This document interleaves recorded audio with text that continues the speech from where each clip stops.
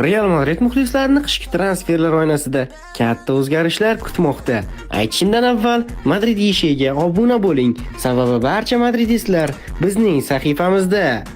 Yaxshi xabarlardan boshlasak, Real Madrid akademiyasidan chiqqan haqiqiy iqtidor egasi Nico Paz hamda Real Madrid o'rtasida kelishuvlar yakunlandi. Endi Nico Paz qishki transferlar oynasida Realga o'tadi. Va ayni damda dunyoning eng yaxshi yarim himoyachilaridan biri bo'lgan PSG yulduzi Vitinha uchun Real Madrid 150 million yevro to'lashga tayyor. Futbolchining o'zi ham bu taklifga qarshi emas. Vitinhaning transfer marketdagi narxi esa 90 million yevro. Vinicius esa Real Madridda qoladi. Sababi Xabi Alonso bilan aloqalarini yaxshilab oldi va endi mutlaq asosiy tarkib futbolchisi. Yomon xabarlardan biri esa Rodrigo klubimizni tark etishga juda yaqin.